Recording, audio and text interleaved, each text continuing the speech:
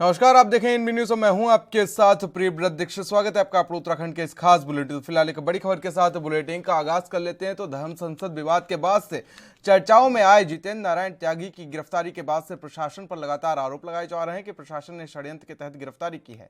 इतना ही नहीं, जेल में जान का खतरा भी बताया जा रहा है, जिसका जवाब देते हुए जेल अधीक्षक मनोज कुमार आर्य ने कहा कि जिस तरह से सुविधाएं आम कैदियों को दी जाती हैं, वैसे ही जेल मेंबर उन्हें सुविधाएं उपलब्ध करा रहे हैं।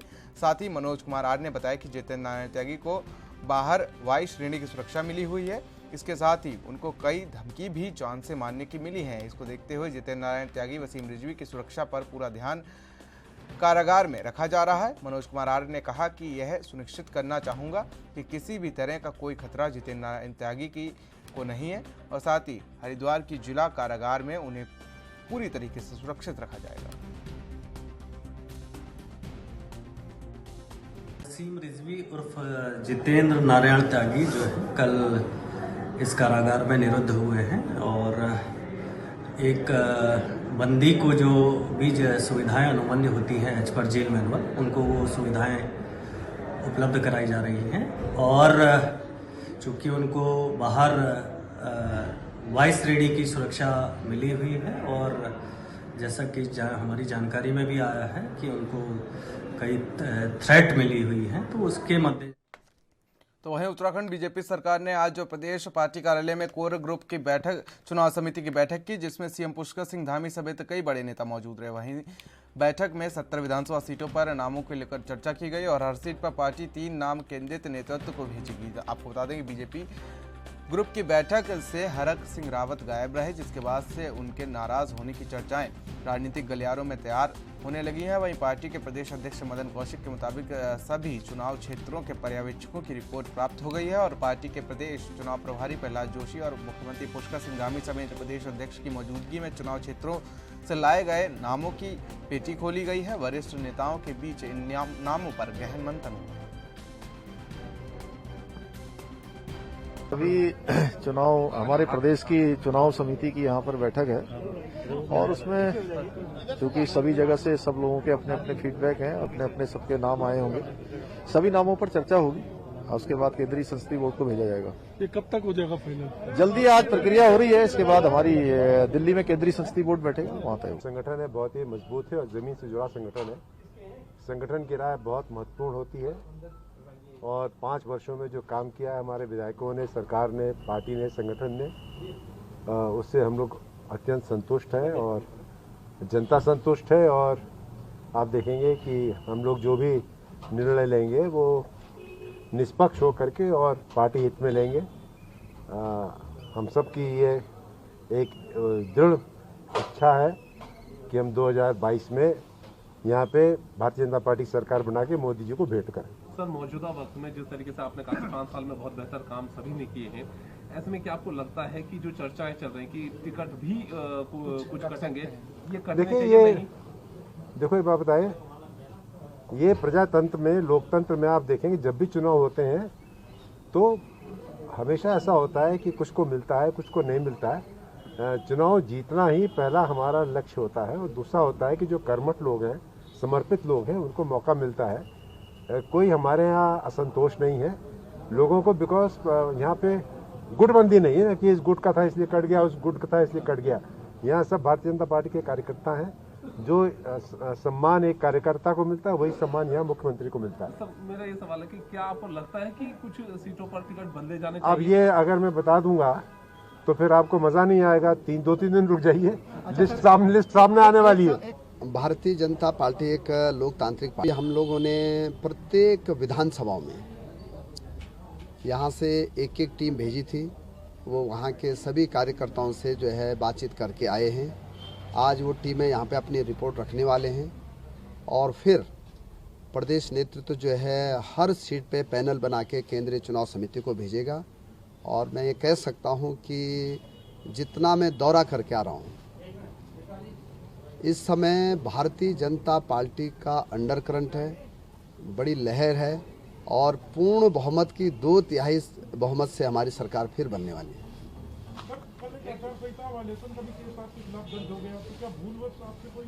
देखिए ऐसा है कि भारतीय जनता पार्टी कार्यालय में एक मीटिंग थी और जो आपदा प्रबंधन का हमने एसओपी जारी की है या चुनाव आयोग ने एसओपी जारी की है, उस एसओपी में स्पष्ट है कि अगर किसी भी कार्यालय में अगर 50% लोग बैठ सकते हैं तो उनको कोई दिक्कत नहीं है। हमारा पार्टी का जो जिला कार्यालय है उसमें 200 लोगों की बैठने की क्षमता है और हम 25 लोग वहाँ पे बैठे थे। तो आप लगा सकते हैं कि किसने उल्लंघन किया होगा। हरिद्वार के जगत गुरु आश्रम के पीठाधीश्वर जगत गुरु राजेश्वर आश्रम को तालिबान ने आतंकी पत्र भेजकर जान से मारने की धमकी दी है। बता दें कि स्वामी राजेश्वर आश्रम संघ से जुड़े हुए वरिष्ठ संत हैं। उनको तालिबान से मिली धमकी के बाद पुलिस महकमे में हड़कंप मच गया है। कनखन पुलिस ने मुकदमा दर्ज कर पूरे मामले की जांच शुरू कर दी है और इस पर जगत गुरु राजेश्वर आश्रम का कहना है कि संतों का जीवन राष्ट्र को समर्पित है। इस तरह की धमकियों से भयभीत होने की आवश्यकता नहीं है। उन्होंने पहले भी 2008 में इस तरह की धमकी भरे पत्र उन्हें मिल चुके हैं।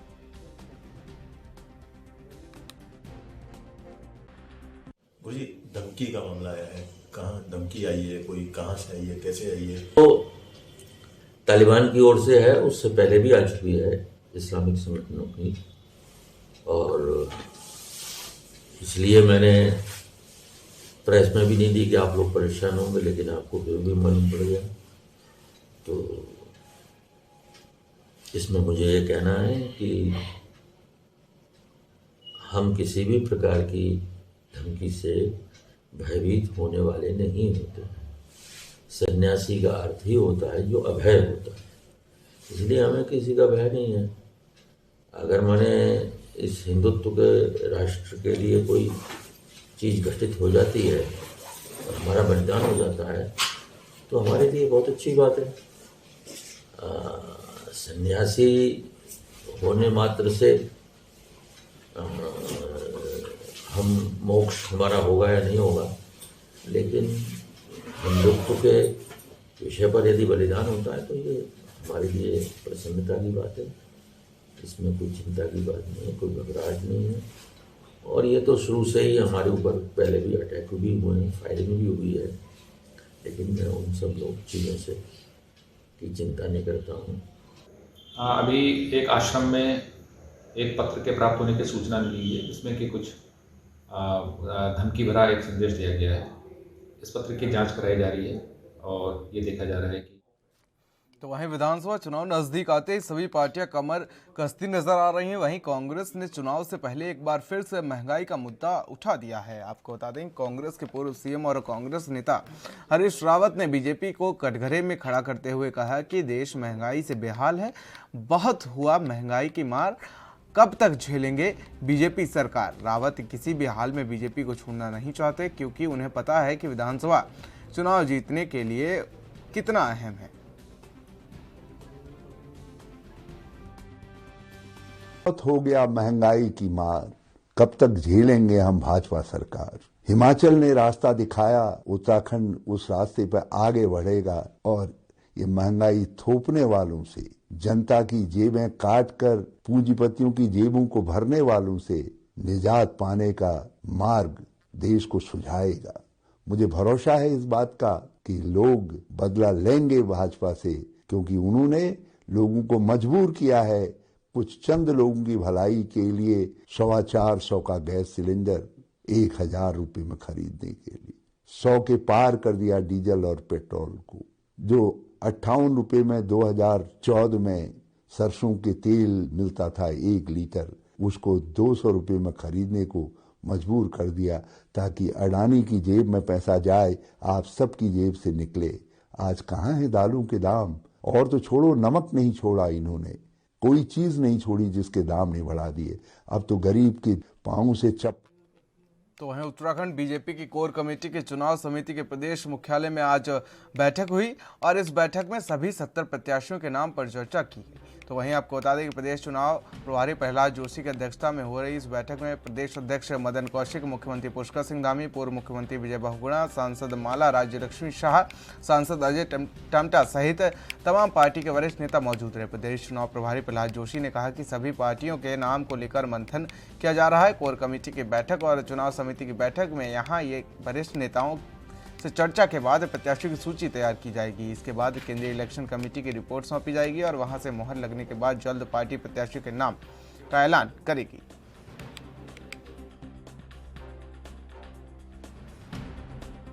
हमारा कोर कमेटी मीटिंग और चुनाव संचालना समिति, चुनावना समिति का मीटिंग, इलेक्शन कमेटी का meeting and core committee meeting आज है।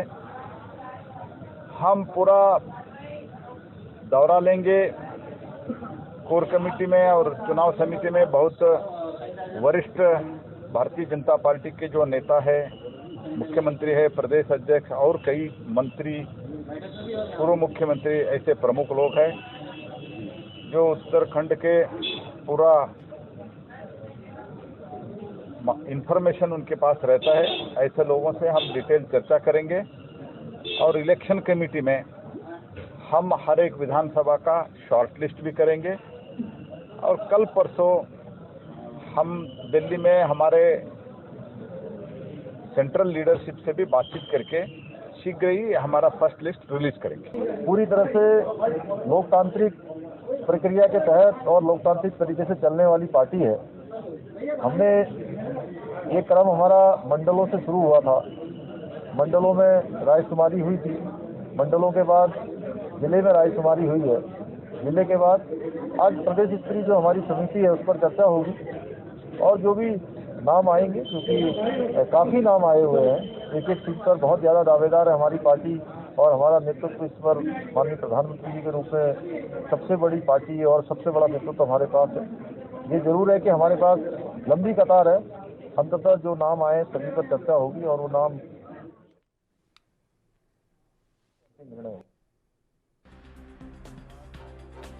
उत्तराखंड के देहरादून में बीजेपी कोर कमेटी की बैठक हुई है और तमाम नामों को लेकर चर्चा की गई है, क्योंकि विधानसभा चुनाव बिल्कुल मुहाने पर हैं और जिस तरीके से प्रत्याशियों में होड़ मची हुई है, उनके टिकटों को लेकर, टिकटों के कटने को लेकर जिस तरीके से चिंताओं की रेखाएं बिल्कुल माथे पे देखने को मिल रही है, उसी के लेकर आज बीजेपी कोर कमेटी की बैठक हुई है। तो वहीं उत्तराखंड में राजनीतिक दलों से तमाम महिलाएं अपनी दावेदारी पेश कर रही हैं। महिलाओं की दावेदारी से प्रदेश में राजनीतिक उथल-पुथल मचा हुआ है। इसका कारण है कि यूपी में कांग्रेस ने महिलाओं के लिए अलग से घोषणा कर रखी है, वहीं उत्तराखंड में कांग्रेस और बीजेपी महिलाओं के टिकट के लिए दम भर रही है। राजनीतिक पार्टियों को पता है कि महिलाओं को दरकिनार करना किसी भी पार्टी के लिए सही नहीं होगा। आपको बता दें कि 2017 के विधानसभा चुनाव में महिलाओं की भूमिका की वजह से बीजेपी सत्ता में आई थी, क्योंकि महिलाओं ने 2017 में चुनाव में अहम भूमिका निभाई थी और पार्टियों का घर घर जाकर प्रचार प्रसार कर रहा था। तो वहीं अगर कांग्रेस की बात करें तो फिलहाल महिलाओं की नाराजगी पार्टी में चरम पर देखी जा रही है। कांग्रेस की महिला प्रदेश अध्यक्ष सरिता आर्य अपने टिकट के लिए प्रयास कर रही हैं, लेकिन अभी तक उनका टिकट फाइनल नहीं हो पाया है, जिस वजह से अन्य महिलाओं की पैरवी भी ठीक से नहीं कर पा रही हैं। देखिए, मैं लड़की हूँ, लड़ सकती हूँ और एक नारा भी सार्थक है कि मैं क्या कर सकती हूँ। तो मुझे ऐसा लगता है कि जब मुझे टिकट, अगर मेरी पार्टी ने मुझ पर विश्वास नहीं जताया किसी भी कारण से, तो मुझे भी कुछ ना कुछ ऐसा रास्ता निकालना पड़ेगा और मुझे भी बैठना पड़ेगा, क्योंकि एक सत्याग्रह जो महात्मा गांधी जी ने हमें आंदोलन का एक रास्ता दिखाया था, सत्याग्रह करके अपनी बात को रखना, तो वो हमें भी रखनी पड़ेगी अपनी बात को। महिलाओं को अगर अधिकार लेना है तो अपने अधिकार के प्रति सजग भी रहना होगा।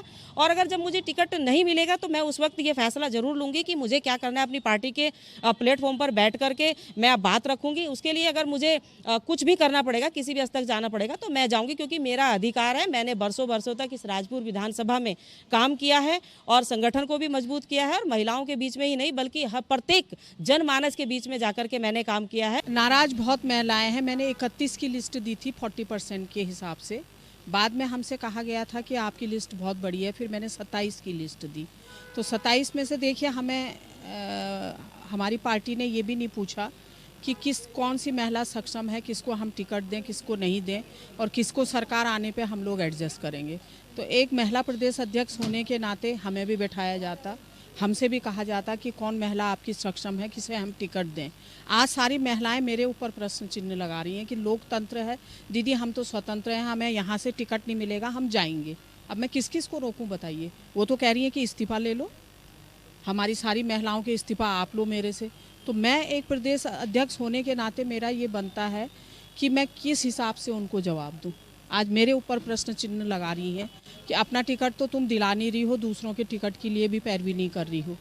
तो मेरे लिए बड़ा मुश्किल हो गया है इस समय, क्योंकि कांग्रेस जिस तरह से हम सोचते थे कि महिलाओं को सम्मान देंगी, आज महिलाओं को इग्नोर किया जा रहा है। क्योंकि इस उत्तराखंड को बनने में महिलाओं का भी सहयोग रहा, आधी आबादी है महिलाओं की, तो महिलाओं को तवज्जो मिलना चाहिए। हमारी महिलाएं देखिए हर समय पार्टी के लिए तत्पर रहती हैं और हमेशा से पार्टी का काम करती हैं, और हारते पुरुष भी हैं। सर्वे में कह दे रहे हैं महिलाएं नहीं आ रही हैं, वे क्यों नहीं आ रही हैं महिलाएं? महिलाएं तो सक्षम हैं, वो चूल्हे तक जा सकती हैं, जब वोट मांगने जा सकते हैं तो अपने लिए भी तो टिकट मांग के वो चुनाव लड़ेंगी। निश्चित तौर पर आपने देखा, उन्होंने बयान भी दिया, आज मीडिया में छपा भी है कि उन्होंने स्पष्ट मांग की है अगर कांग्रेस मुझे टिकट नहीं देगी और भारतीय जनता पार्टी मुझे टिकट देगी तो मैं भारतीय जनता पार्टी के टिकट पर चुनाव लड़ूंगी। अभी हमारा शीर्ष नेतृत्व फैसला करेगा। मैंने कहा बहुत सारे वर्तमान विधायक, पूर्व विधायक कांग्रेस के संपर्क में हैं, बड़े नेता संपर्क में हैं और भारतीय जनता पार्टी से टिकट की चाह रखते हैं, लेकिन हमारी पहली प्राथमिकता अपने कार्यकर्ताओं को लेकर है। उसके बाद तो वहीं एक होटल के सभागार में आयोजित कार्यक्रम में पहुंचे निवर्तमान कैबिनेट मंत्री और मसूरी विधायक गणेश जोशी के समक्ष मसूरी के कई सामाजिक और राजनीतिक लोगों ने भाजपा की सदस्यता ग्रहण की। कांग्रेस के पूर्व अध्यक्ष सतीश ढोंडियाल समेत नगर पालिका सभासद गीता कुमाई, जशोदा शर्मा के साथ ही दर्जनों लोग बीजेपी में शामिल हुए। इस मौके पर कैबिनेट मंत्री गणेश जोशी ने कहा कि बीजेपी में शामिल हुए लोगों से उन्हें मजबूती मिल रही है और आने वाले चुनाव में जीत का अंतर और अधिक बढ़ जाएगा। उन्होंने कांग्रेस पर निशाना साधते हुए कहा कि कांग्रेस के 10 साल विधायक रहे हैं, लेकिन उन्होंने अपनी निजी पार्किंग के अलावा और कोई भी विकास कार्य नहीं किया, जिसके कारण मसूरी की जनता ने उन्हें नकार दिया और जब भी कांग्रेस सत्ता में आती है तो बाहरी हो जाती है।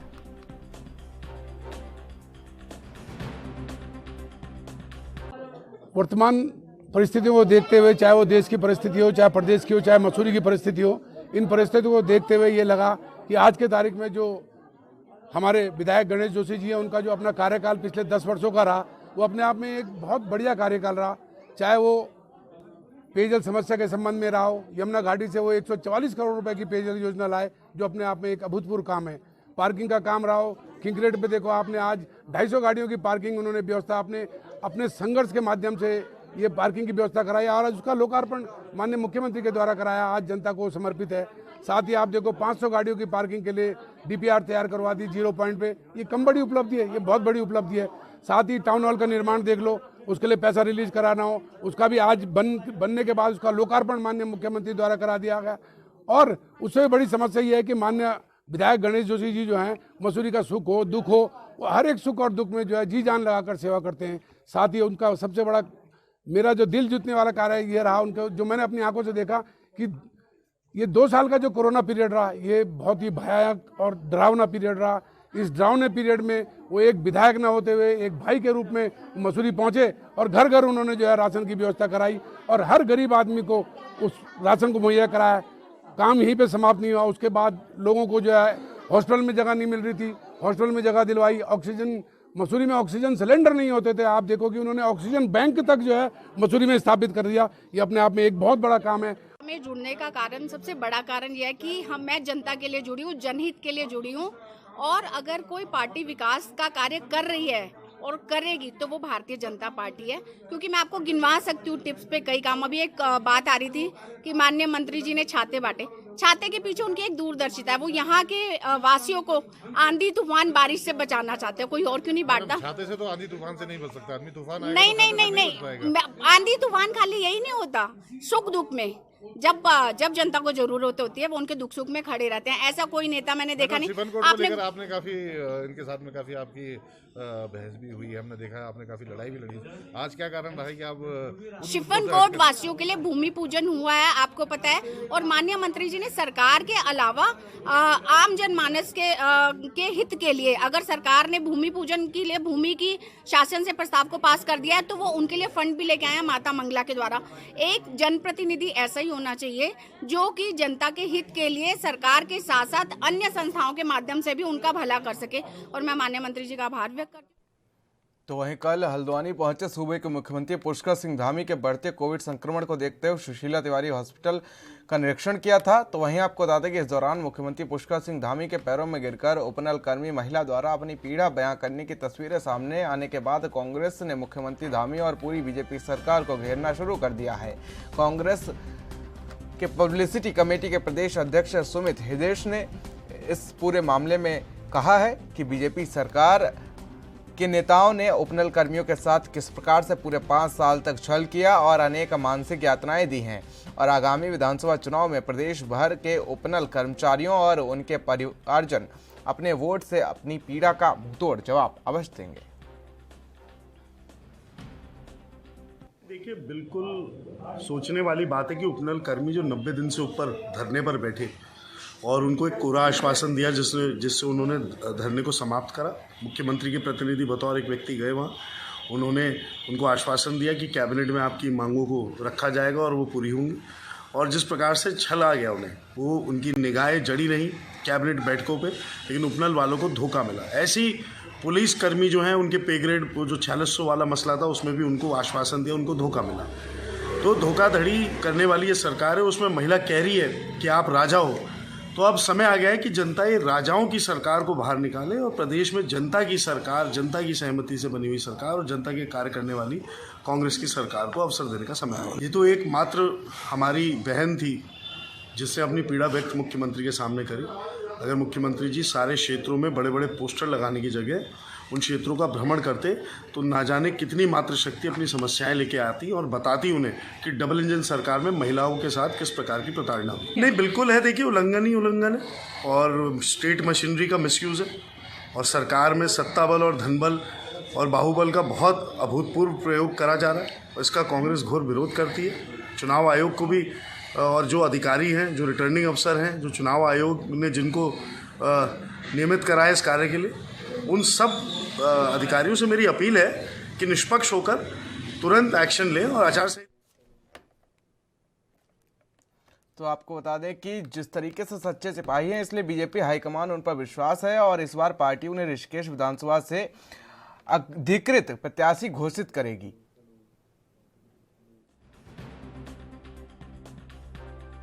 महिलाओं को सम्मान से और विधानसभा में भेजिए, उनको टिकट दीजिए।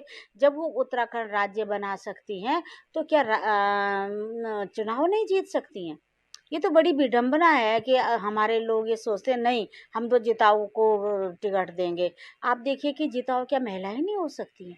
और मैं देखती हूँ कि कल मैं एक विश्लेषण देख रही थी तो उसमें देख रही थी कि महिलाओं को यहाँ से भी टिकट दिया, वहाँ से भी टिकट दिया।